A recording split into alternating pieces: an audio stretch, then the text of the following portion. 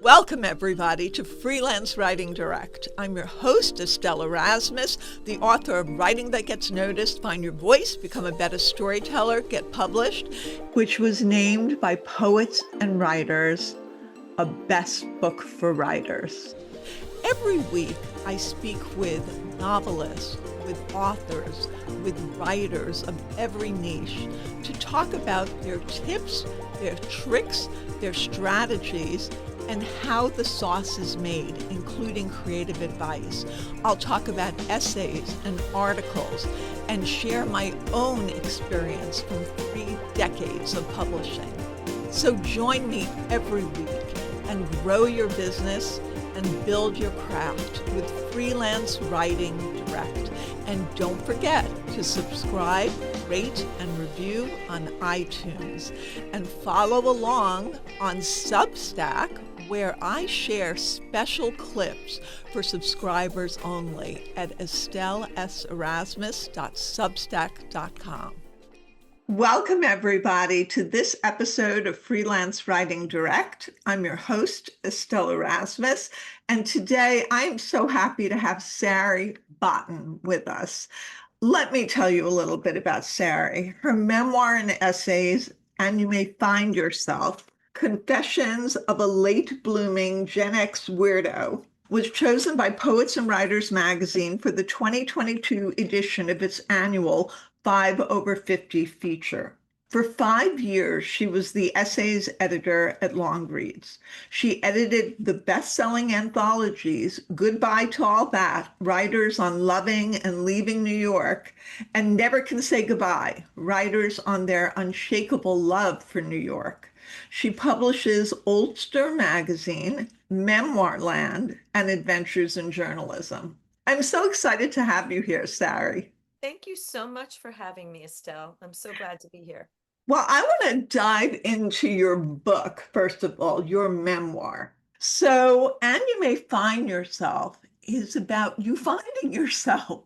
And in every aspect, you're dealing with body images. And you know what enamored me? I mean, I knew you already. We knew each other for years. I think I had you speak in one of the things that I did for an organization. I think it was ASJA a while ago. This is what endears me, that you start the book talking about feeling like a weirdo. And you're sort of saying, like, this is for all the weirdos out there, the people who feel they were weird, they didn't fit in. And I can relate. I can completely relate. I'm one of those. And I think maybe a lot of writers are that way. What do you think? I think a lot of writers and artists of all stripes are that way. But what I've learned since publishing the book and getting people's reactions is that pretty much everyone feels like a weirdo in the world.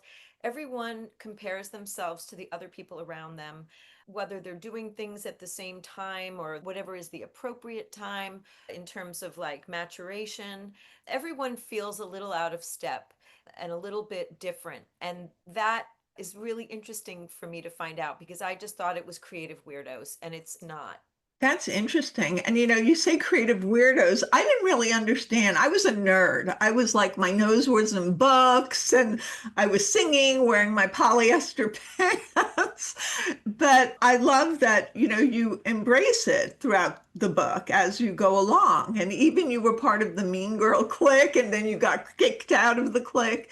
And you write about that. And that's such a prevalent thing. I mean, I had an experience later with mean moms. So, when my daughter was in school, but like I also had experience with mean girls. And it never goes away, like you say in the book. My So mom why had it with a mahjong group in her 80s. it could be anything, right? It could be, like you say, it could be a garden club. It could be, and then I hear from people that, when they're retired and going into senior living facilities, there's still a Mean Girls Club. Like my mom said, oh, I'm at the table, like I'm at the cool table. I'm like, are you serious? You're 80 something. She's like, oh yeah, everyone wants to join our table. That's very funny. It's true. It's human nature, that kind of like pecking order. It's Yeah. unfortunate because, I would like to think that it's possible to evolve past that. But as I also talk about in the book, there was an incident that happened in my 40s where another woman and I were talking shit about someone, and my iPhone recorded it on that person's answering machine or their voicemail. We can't perfectly override some of our less flattering instincts. Yeah. So how did you decide that it was time for you to write a memoir? And I know you wrote this during the pandemic. I mean, it was something I'd wanted to do for a long time. I hadn't quite found the container. I also hadn't had the time. I've always been someone who needed a day job, and I was juggling a lot of them. I was working for a nonprofit, working for Longreads, teaching in MFA programs. I was very much invested in other people's writing and waiting and waiting for my chance to do my book. But I was also afraid. I was hiding a lot. I was a ghostwriter. I was hiding because I was afraid. But I reached a point in my 50s where, first of all, I was very conscious, as I've been my entire life, that both of my grandmothers died, one at 51 and one at 55. I was in my mid 50s and I was like, I could die. I could die without ever publishing my memoir. Fortunately, I do not have any of the conditions that they had that killed them. So, and I'm going to be 60 in October. So hopefully I'll get out of the dangerous 50s, my genetically dangerous 50s. But I just became very aware that the clock was ticking.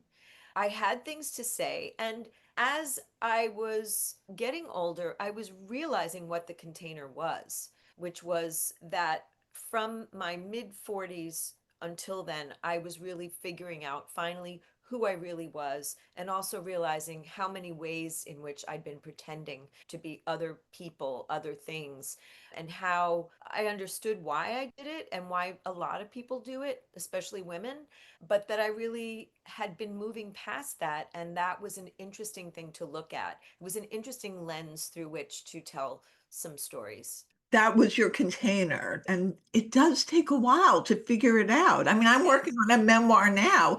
And you know what I had a struggle against? Somebody telling me, well, you don't have this like story where you came from the depths of poverty and you were so abused or had something horrific happen in your life. And I was, for the longest time, I took that in. And I was like, no, no, I don't deserve, I can't tell my story. And now finally, I'm like, no, no, I can tell my story. Yeah, I mean, as I say in either the introduction or the foreword, the meat and potatoes of memoir is not these exceptional stories. It's really good writers illuminating the mundane, illuminating what we all have in common in ways that make us see our own experiences differently. That's the work of memoir. Yeah, there are memoirs by people who've had extraordinary experiences, and sometimes that's a great catalyst for writing. Even people who've had remarkable experiences and write the memoirs about them, the really good writers also make it so relatable because they are not just talking about the inciting incident. I think about Danny Shapiro, who, after publishing more than one memoir, discovers that her father is not her birth father. It changes everything. And that's a memoir, but it also touches on so many other things. I think about Nick Flynn, who writes about working in a homeless shelter and encountering his estranged father, who he hasn't seen since he was a child. And yeah, that's a remarkable story, but he makes it a story about, our relationships with our fathers and becoming who we are. And, his mother took her life after reading his journal. And yeah, those are remarkable experiences, but still, he makes it about so much more that we can all identify with. And so, yeah, for the most part, the best memoir is really good writers illuminating the mundane. I wish I'd spoken to you a couple of years ago. That's so nice having that validation that it's okay. And your book does give that. And you were a people pleaser, right? So you are dealing with stories of, the boys and the body images and things that you did to kind of lift yourself up out of that place where it just didn't serve you at all. Took me, I would say, too long to realize that those things didn't serve me. And I still have to check myself when I meet new people and I really want to be friends with them. And the first impulse is to try and please them, try to appeal to them in a way that I think they'll like me better if I'm this way. And I am much more self-aware now, and I stop myself much more quickly. And when I meet new people and they don't grasp who I am and like me and want to continue with me, I take a breath and I realize, you know what? That person isn't meant to be someone I'm close to. That person doesn't get me. And I tell a story in the book about calling a phone psychic, a 1-900 psychic in the 90s, who said that to me. He said, not everyone is supposed to get you. And it's good information. When somebody doesn't get you, you say, oh, this person doesn't get me, and you move on. You make yourself available to the people who do get you. I am somewhat convinced that the phone psychic I spoke to was Stephen Glass, who was a journalist who forged a lot of his work and but who did a piece for Harper's about phone psychics, and he had worked as one. And I am fairly certain that's who I spoke to. And even though his work as a phone psychic is a source of disgrace for him, he did me a favor, assuming it was him. That's wonderful. I mean, that's really funny. I wish there was a way to verify that, but if you feel it, and I thought also, about reaching out to him, but I know it's been like a real traumatic thing for yeah, him. So, but I was curious because it was really valuable for me. And I think about it all the time. I mean, it happened in like 1998. And yeah. I still think about like him saying to me that when people don't get you, when they don't grasp, grab onto you, let them go. That's information. And instead, I used to like, oh, who can I become to make this person like me? Unconsciously. Now I'm conscious of it, so I try not to do it. It's so interesting where we can get our help if we're open. I mean, I got the best advice about dealing with my parents from an abusive therapist when I was 16. But he pointed out something that nobody had. And I mean, he should have been disbarred. And I've written about that for Salon. But the fact is that we just don't know where we're going to get this advice that sometimes is really going to make a difference. And it's wonderful that you did. And you also talk about being not only addicted to trying to please these men or get their attention in some way before you found your Bashir, who you now, Brian, but you talk about also being addicted to therapists until you found the one that actually helped you figure out to get to Brian by answering an ad. So can you talk a little bit about that part? I have such mixed feelings about therapy, and you're talking about an abusive therapist. And, I've had a lot of therapists in my life, and right now I don't have one. And in recent years, I've thought about like, what is therapy for? Like, is it supposed to make you better?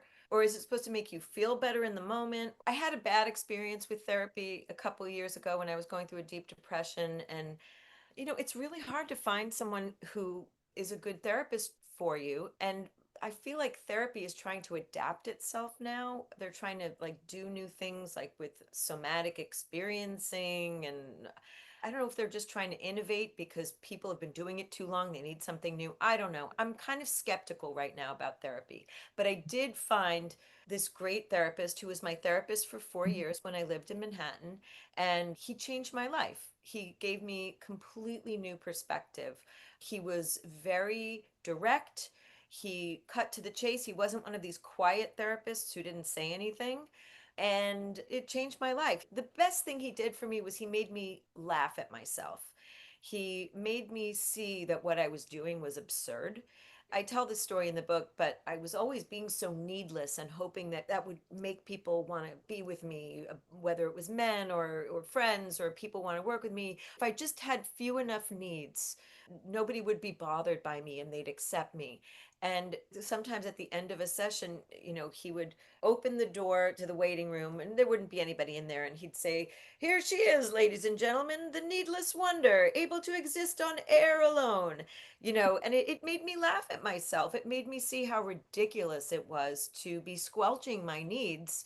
That's not what you're supposed to do in relationships. In relationships, people are supposed to show each other their needs. And if they can each satisfy the other's needs, great. If not, move on and find someone who can. So I learned that from him.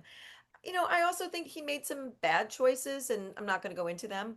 And I also think people are complicated. You can get great information, great advice from people who are also not good for other reasons. Wow. So you've been with your husband, Brian, since you were 39.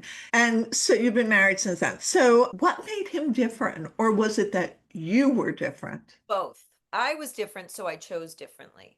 That therapist had said to me, I want you to do online dating because I want you to choose people based on who they say they are and what they say they want, as opposed to walking into a room and my antenna finds the beautiful mess, the narcissistic, beautiful mess who is withholding. Like, no more of that. You are going to pick someone from the list of who they say they are and what they want, and also that they're available and interested in a long-term relationship. So Brian was on there and he was looking for a long-term relationship. He was looking for no games, no nonsense.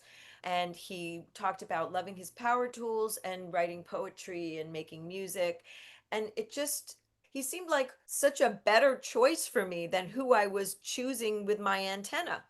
And then we That's had 6 months of not meeting, and that's I explain in the book. And then we huge. bumped into each other on the street, and I recognized him from his profile photo. And the truth is, we've both said that if we had actually met even 3 weeks before, we wouldn't have been ready for each other. We were both doing work on ourselves, both in therapy, both getting over breakups. It was really the right time and the right level of awareness. And we are so happy. We've been together 22 years. We're married 20. We just celebrated our 20th wedding anniversary, Me too. When was yours? June 12th. June 18th. Oh, wow. Happy anniversary. Thank It's you. not Happy even been anniversary to 2 months. you. Yeah. It was such great information to find out that you can actually have a sane, loving, even relationship where the playing field is level and both people's needs matter equally, which is not how I thought things were supposed to go. Yes, that's a beautiful way of putting it. I want to jump into a little bit about the structure of the book because you have three parts, and you start with the first part, try to act normal. And then you get into part two, the boys of my second youth. And then part three is blossoming. So, can you talk about the decision to set it up that way? I realized, even though it's a memoir in essays, I wanted the book to have an arc to it. And it was really useful to realize that.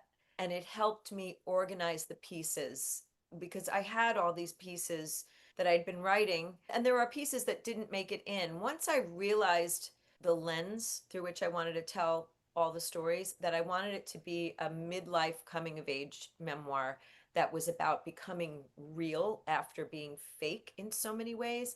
That helped me figure out which pieces belonged and worked with the general theme, and also how to organize them. The hard part was, and I'm not sure I fully achieved it, when you have a memoir and essays, and the essays can all stand alone, you have to repeat some information, some context.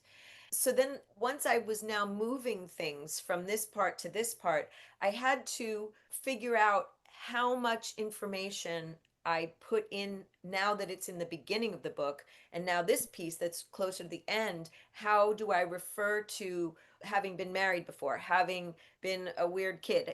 So I had to then sort of do a whole new edit that was about at what point do I reveal or repeat this, and how briefly do I repeat this now that it's later in the book? That kind of thing. That was a challenge. And you usually did it by addressing it in a sentence or two at the Yeah. beginning and then get into the new stuff. So I'm just going to read on page 23. You say, in August of 1992, 2 months before my 27th birthday, my life exploded. Okay, that's a powerful entree into what you're going to write about next.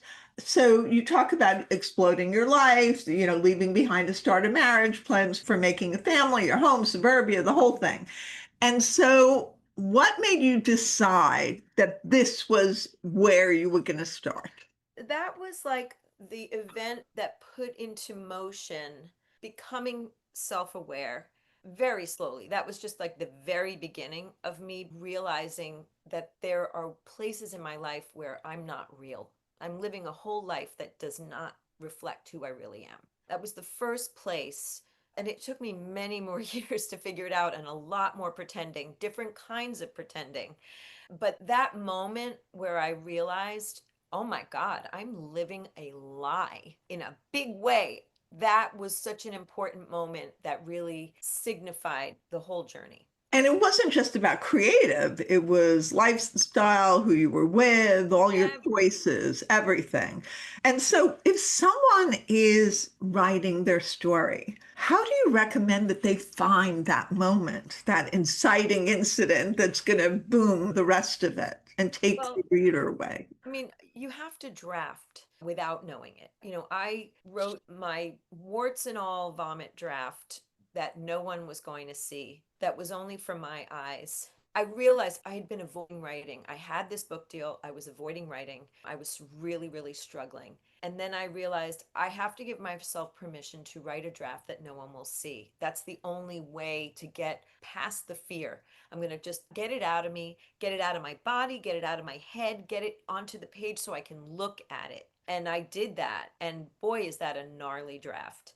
And I was terrified the whole time I was writing it. But once I got it out of me and I could look at it, I took like 2 weeks away from it after getting the whole thing out.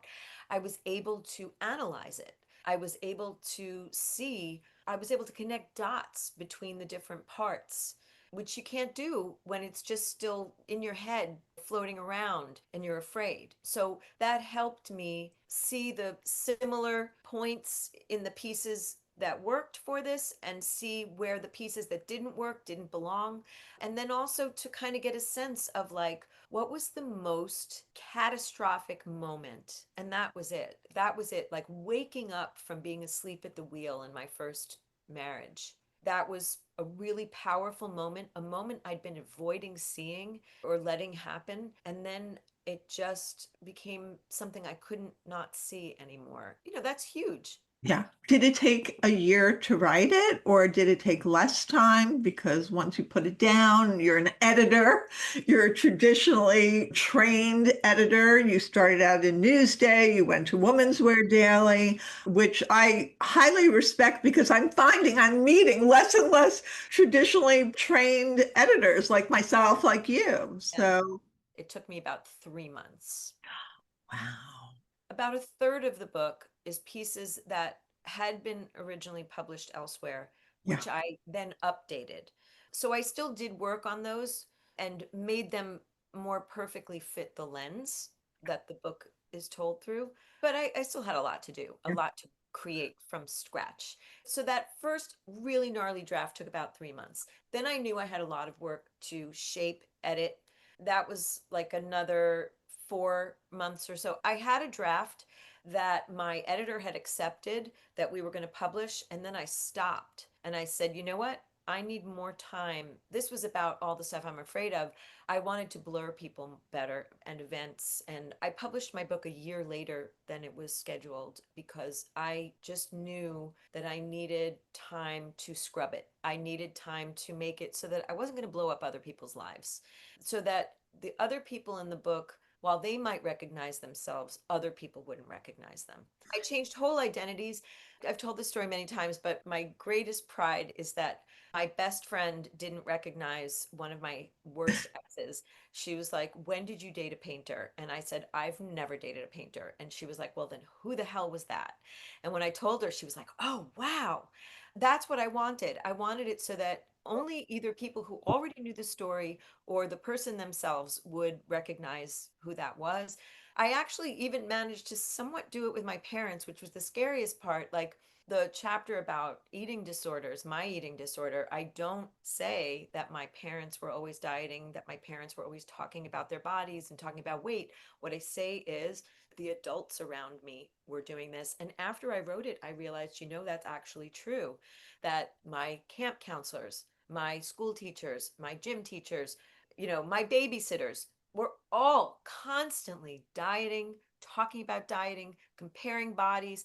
And it made me realize also that my parents were part of a phenomenon, just like I am part of a phenomenon. And that's another really important aspect of memoir, another important aspect of illuminating the mundane.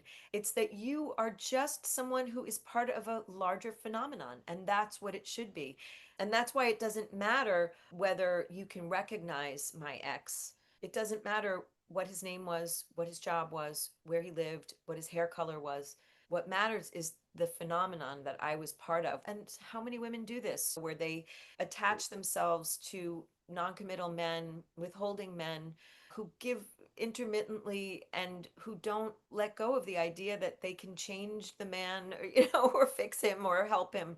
I hear you completely. And what I like that you did in the foreword, you start with dear readers, first things first, so you know what you're getting into. This is a work of creative nonfiction. The stories collected here are based on real life experiences to the best of my recollection, which, to be quite honest, is a little spotty in my mid 50s. That's okay, because memoir is not investigative journalism. Love that. It's not. It's a whole other thing.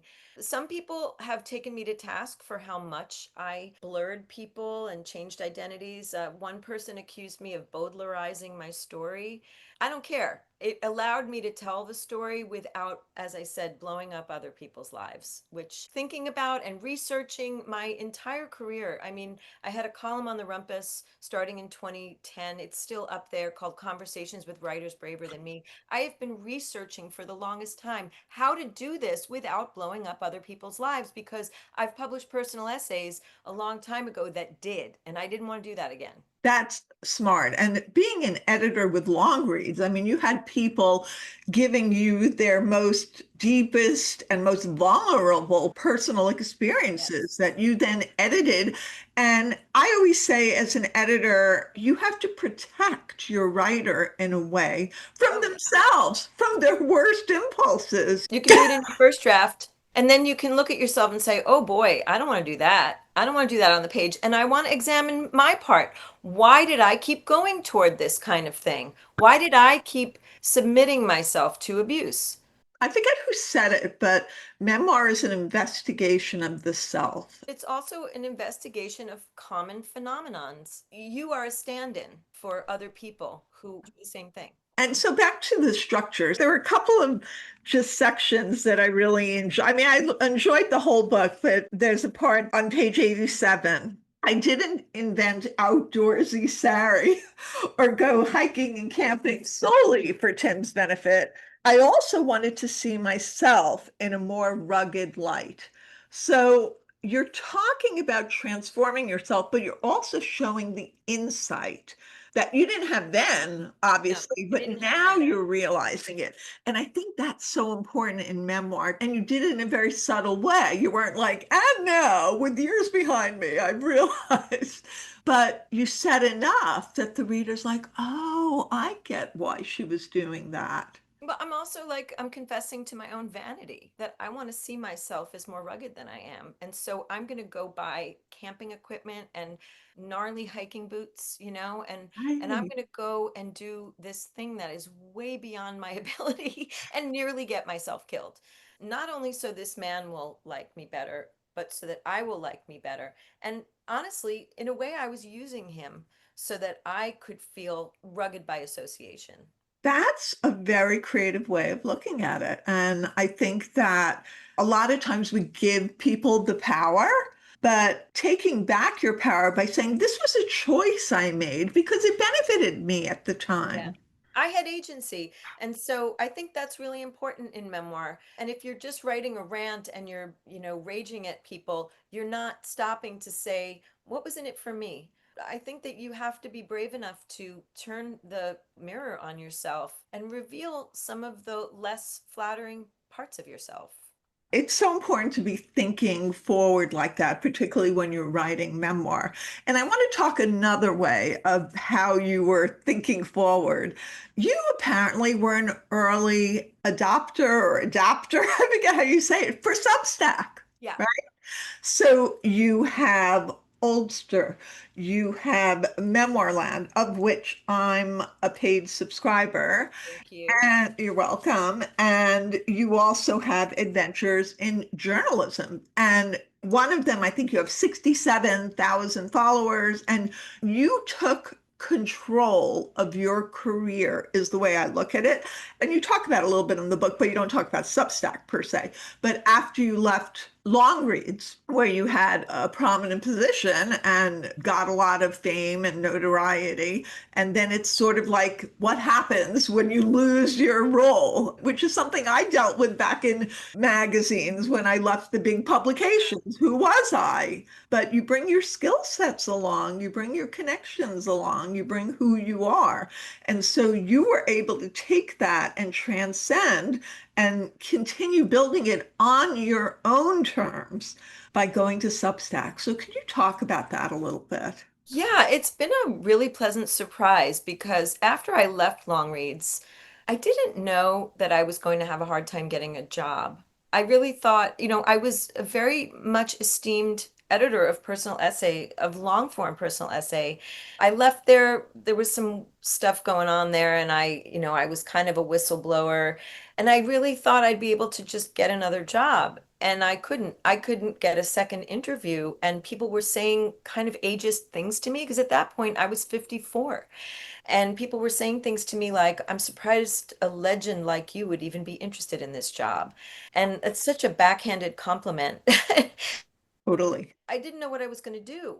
And I started Oldster not knowing it was going to be my job, but it is my job now. And so is Memoir Land. Memoir Land came to me as Memoir Monday. I inherited it from Lily Danziger. She gave it to me in 2021, and I rebranded it as Memoir Land. And now it is much more than just the Memoir Monday newsletter. It publishes 5 days a week. But I didn't know that those were going to be the opportunities that they've become for me, which is to make a living, not a huge living, but a living, to be able to survive. I work very hard. I work 7 days a week, most weeks, and I'm editing 2 magazines. I'm publishing between 8 and 10 posts a week, sometimes even more. It is a lot of work, but I need a day job, and it's a good day job, and I love it. And so, yeah, I work very hard at it, but fortunately, it has been an opportunity for me to keep doing the work that I do, to pursue the things that I love. And yeah, I really feel very fortunate. I feel very grateful to Substack. They've figured out a way to blend the best of blogging, social media virality, and crowdfunding. And it is just brilliant. And I hope it is sustainable because I need it to be, because I don't know what could be after this. Now, of course, the world could change in a way that there is some other kind of opportunity. But right now, it's working for me, and I am working it as hard as I can because I need it.